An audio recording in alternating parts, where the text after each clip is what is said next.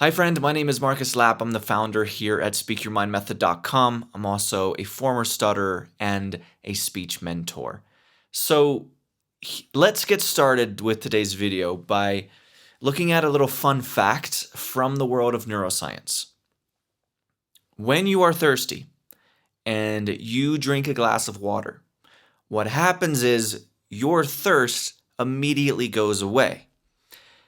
But that's a little bit curious because it's going to take another approximately 20 minutes for that water to actually go and rehydrate your cells, which was, of course, the purpose of the thirst in the first place.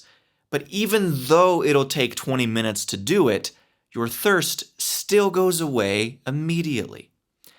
Now, why is that? Well, this little fact is just one little example of how the brain smartly operates from a place of prediction rather than simply reacting to reality in the moment. But that's just one form of prediction. Let's look at a different form of prediction for a second that operates on a much faster time scale, and that is vision. So what the study of the predictive brain shows us is that when I have a little coffee mug here. When I look at this coffee mug, it's not as though I am seeing raw reality in all of its perfection. I'm not seeing exactly what is right here in this coffee mug. However, and this is where we often get it wrong, this is where I got it wrong for a long time, because I used to think that, yeah, okay, it's not raw reality, but it's like it's like a more grainy picture of what's actually there. Now, that's also not the correct way of looking at it. It's not as though my eyes process this and filter it in that direct way, and then it's just a less clear image or a slightly less real image than what this mug actually is in reality. What is actually going on is that when I look at this coffee mug, I am seeing a prediction of what is out here. And yes, this prediction is influenced very strongly by the input from my senses. This mug, of course, it doesn't look like this glass over here. It looks like approximately like this mug actually is. But the way that I'm seeing it, it's largely based on prediction that is then adjusted by the raw data coming in. I know this is a bit of a weird topic, and I'm going to connect it to speech here in a minute, but it's very fascinating to dive into these kinds of things because it seems to be that how we perceive the world is not just less than what is actually out there. In a cool and strange way, we also perceive more than what's out there, both less and more. It's just different. We process the world according to the brain's own rules and filters, largely based on a predictive model of the world. So I became interested in this topic of the brain as a predictive processor, specifically when a while back I read Lisa Feldman Barrett's book, How Emotions Are Made. And immediately when I was reading that book, I started to get really excited about the implications that this view of the brain has for stuttering, for attaining fluency. And so this theory, which is officially called predictive processing theory, this became a primary topic of study for me over the past few months. I dived into the work of people like Andy Clark, Anil Seth, Lisa Feldman Barrett, of course, who I just mentioned, and then as well as looking into a bit of the history behind how did this theory come about. And I learned that even all the way back in the late 1800s, the great psychologist William James, among others, already were anticipating this. They were already anticipating the brain operating in this sort of way. So today what I want to do is I want to share 3 truths that will elucidate the title of this video, which is Every Time You Stutter Twice. And yes, just to be clear, what that means is you stutter first in the brain and then in action. You never just stutter in action, your brain always predicts it first. Honestly, I could make this video 10 or 15 chapters long, but that would take up too much time. So I'm just going to stick with 3. This is the first time I'm really discussing this topic on YouTube here. So I'll just start with 3 and then be sure to comment and let me know if you would like to see this topic expanded on more in the future. Okay, so let's get into it. Truth number 1, you stutter because your brain thinks you're going to.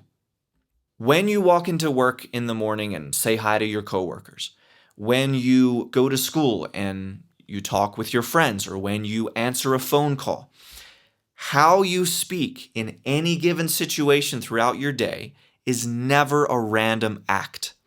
There is always a prediction first of how it's going to go. Now, these predictions are mostly unconscious. They happen whether we like them or not. And they happen at such a rapid speed and with such efficiency that we never notice them. We never notice consciously that there is a prediction happening first before the action actually occurs. Or at least we don't tend to. We can maybe have an inkling of it sometimes, but this is largely an unconscious process. That is pulling the strings of how you end up behaving and acting in the world. And this applies in so many areas of our lives. The brain, as its default mode, as its primary mode of operation, operates based on prediction. Nothing we do as humans is removed from expectation, from the brain expecting and predicting and simulating how things are going to go. So when you speak, your brain doesn't just activate the voice and bring words together spontaneously. Your brain first has to simulate how you're going to say it, to what degree of tension or smoothness or calmness or tightness or fluency or disfluency. Your brain first predicts how your speech is going to go before it actually happens. And fascinatingly, it's almost universally agreed upon within the world of predictive processing and the research behind it.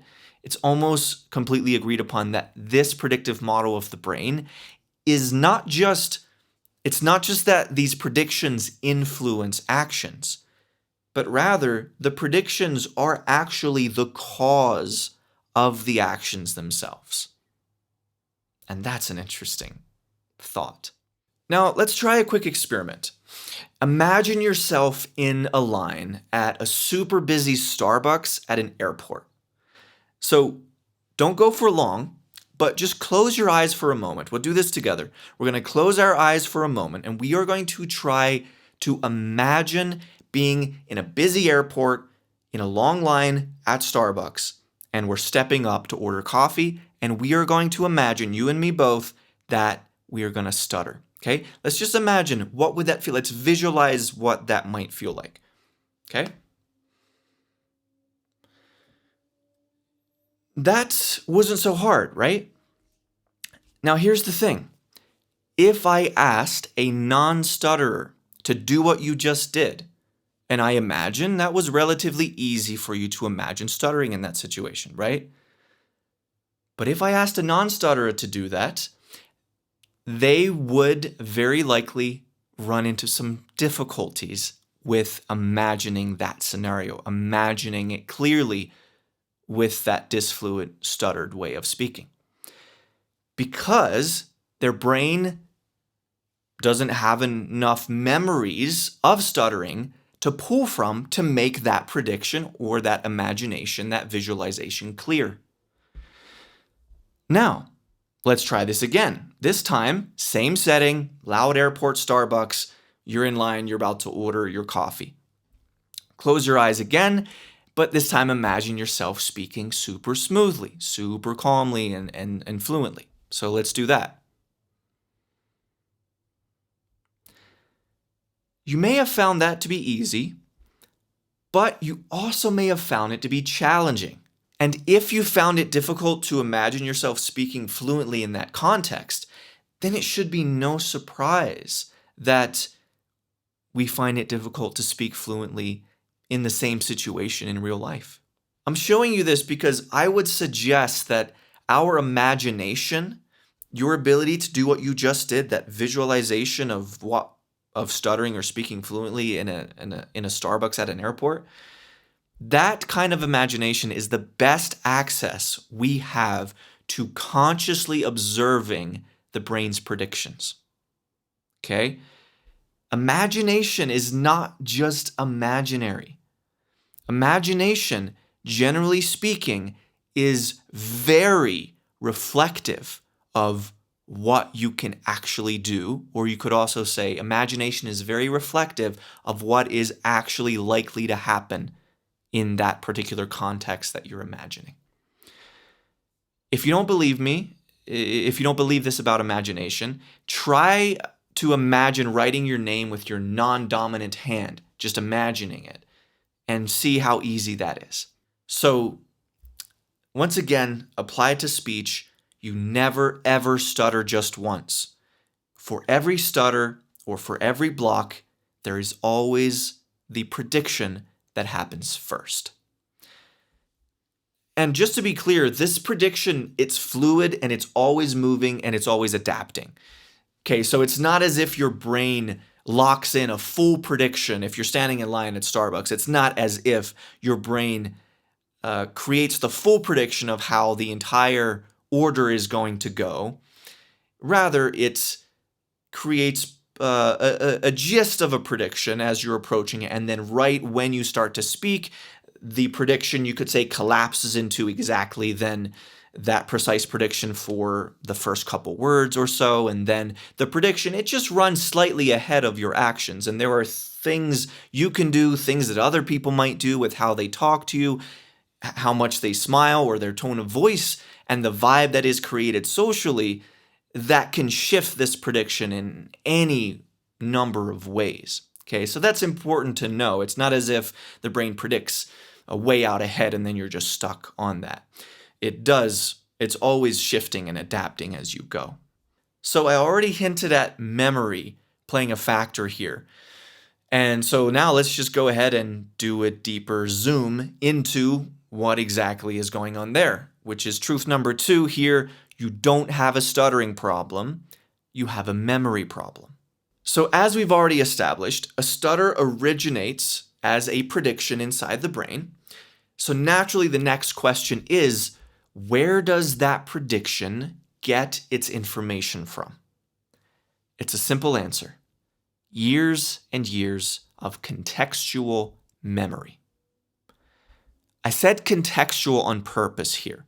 Your brain is very keen to context, and if you're someone who can speak fluently for hours by yourself, but then you struggle as soon as you are around somebody else, you know this perfectly well. That context plays a big part in the degree of fluency that you experience. Now let's go back once again to that airport Starbucks example.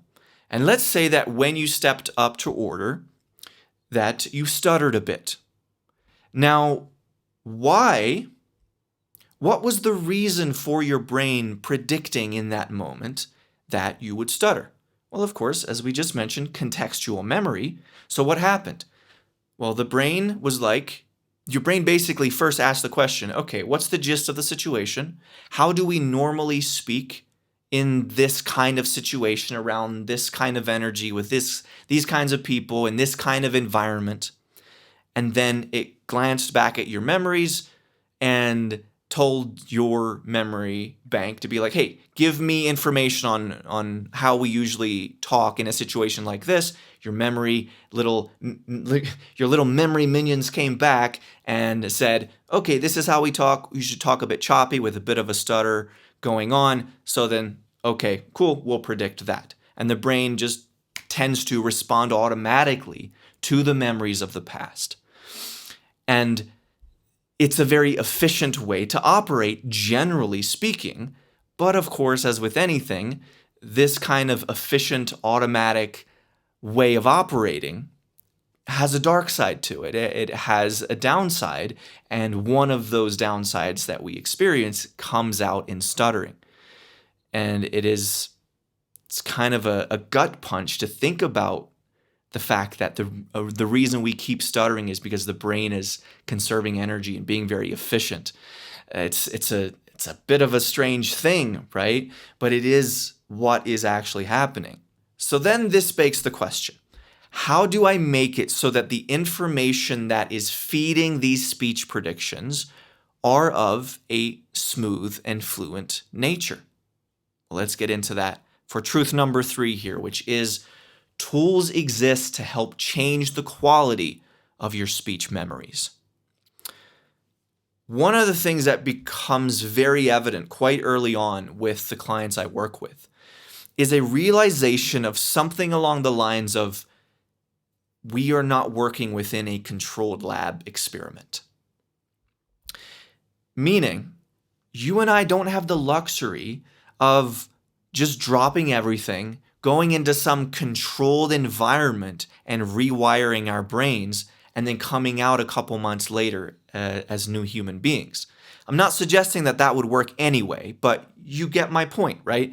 The reason I bring this up is because we still have to live our lives. So as we are pursuing changing our speech, we still have to speak to people. We still have to have conversations with our friends, our family, our colleagues, our coworkers, and on and on and on. And this presents one of the most pressing problems you will ever try to solve when you are on this journey to fluency, which is, how do I keep the disfluent memories from getting reinforced? And that's important because of what we have already discussed. Your brain's predictions feed off of memories from the past. What are the most pertinent, relevant memories based on your past experiences? And then your brain tries to reconstruct that and make that the present moment. Just basically recreate that into the present. So now it's not like there's a perfect answer here. And it is generally impossible, I'll mention this, it's generally impossible to bring that reinforcing of the negative patterns, of the stuttering patterns, down to zero, all right? Just like a great basketball player, it's not as if they're going to never miss when they're practicing, right? So in the same way with speech, don't get anxious about having to never ever reinforce the stuttering patterns. Like, you're not going to drop it down to zero. But this is a real problem, and it is a big reason why we continue to stutter, because we are reinforcing those stuttering patterns too much. And then as a result of that, the brain's predictions continue to be heavily influenced by those disfluent memories. But even though there is no perfect answer, the one answer that has been far more reliable than anything else I've ever come across is what I call tools. And one of the reasons tools are so powerful is because when you learn some of these techniques, you give yourself a wider variety. You give yourself a wider array of options, so that if your first inclination or your first approach on a word or into a conversation hits a wall, you now have other options that you've been cultivating, that you've been developing, and you can switch lanes, if you will. And by the way, I have a free workshop. It's called the Stop Stuttering Workshop. If you haven't watched that, please go check that out. Link in the description on YouTube. It's also at speakyourmindmethod.com. It's a Stop Stuttering Workshop, okay? And I talk a ton about tools in there. But as an example here, one of the tools I teach is called word stretching. And I specifically like stretching out the first syllable of any given word, because very often that can help really minimize the pressure that your brain's prediction puts on that word.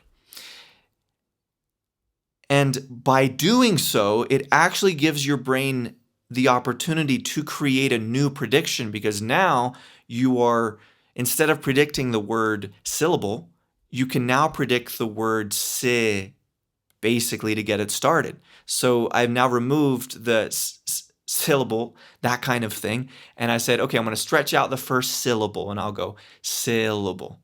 I'm exaggerating a bit. I can even do this like syllable, and that is a slight stretch, and even that can help. And it doesn't have to be obvious or sound strange or anything like that. And so, I actually, one of the ways I've done this with telling people my phone number in particular is because for me, S's have been the most troublesome consonant that I've had over the years. And so my area code, when I tell people my phone number, it's 570. And so that S on the word 7 has historically been a word that I would have a bit of fear over. None of the other numbers in my phone number would be a cause for anxiety, but it was always that 7 there, specifically the S sound. However, one of the things I've learned upon analyzing this is that if the word 7 had just been se, if the word were just se, and when I told people my phone number, it would be 570, it's very likely that I would not have the same anxiety about that word, that I would go through that word smoothly, basically every time. And that goes to show, I think that really illuminates an aspect to prediction, that it validates it, I would say, to a large degree. Because if I can get through that S by simply changing how I'm approaching it, that means I am predicting it slightly differently. So I'm removing a bit of the pressure and I'm just saying, hey, just say 570. Instead of 5 and having to think of the whole word, I'm just thinking 570. And that would be an example of the tool that I call word stretching. And that can shake up that snow globe. It can switch up the prediction to something new. It gives your brain a chance to create a new prediction, and that new prediction might just be really fluent. And that's the power of tools, because then what happens? Because then that creates a memory by you having that experience, by me saying 570 instead of 5, having to jam it all in one. I stretched out the se part a little bit as if that was the only part I was going to say, right? 570. Now, when I do that, and then I do it again, and then I do it again, I'm creating a memory of me speaking in a more fluent way. And what have we already talked about? That then starts to influence how the brain predicts the next time, and the next time, and the next time. So, yes, it can take some time because the brain doesn't immediately trust a new memory. It still relies strongly on the years and years of past experiences. But the more you stack up these new memories of you speaking fluently, very often by implementing tools, by giving yourself more options, then that starts to really infiltrate those disfluent memories, and it'll start to overpower them over time, to then eventually your brain's predictions, what ends up feeding your brain's predictions are just, in this context, fluent memory. In this high pressure context, fluent memory. In this low pressure context, fluent memory. It's just fluency begets more fluency. And then the next time you're in a loud airport Starbucks and you go to order, all of a sudden your brain predicts a moment of smoothness, of fluency. And as we've already talked about, what are our actions? They are the result of the brain's predictions. And so your brain predicts that you speak fluently, and then when your brain predicts that, that is what happens. And so those fluency memories that you're developing, again, it's rare that we are going to really do this in an effective and efficient way if we don't give ourselves some tools to work with. And so again, I've got my free Stop Stuttering workshop. I've also got my premium course called the 75-Day Sprint. I've obviously got one-on-one coaching options as well for you to check out. But the main, it's not just tools. There is a spirit underneath a lot of these tools. And the spirit underneath a lot of these tools connects back to rewiring your brain's predictions by giving you a better opportunity to create more fluent memories. And then that, over time, creates more fluent predictions, and on and on and on we go. And then that momentum eventually catapults you into being smooth, competent, confident, smooth, calm speaker. It helps you build the voice of your dreams. And it's really cool. So yeah, that's where I'm going to wrap it up here today. This was a bit of a warm-up on this topic about how the brain predicts our speech outcomes. I already did a fuller length video inside of the 75-day sprint that I just updated this part of it, or I made a video update on this topic. So this is the second time that I'm actually recording a video after those months of research and really diving into this topic. So really hope you found it helpful. I'm sure as I make more videos in the future, things will become even more clear, even more interesting on this topic of predictive processing. But yeah, so I really hope you found this video helpful. If you did, give me a thumbs up, leave a comment maybe, I don't know. Do whatever you want to do. And I'll see you back here for the next video. All right, see you. Have a great rest of your day.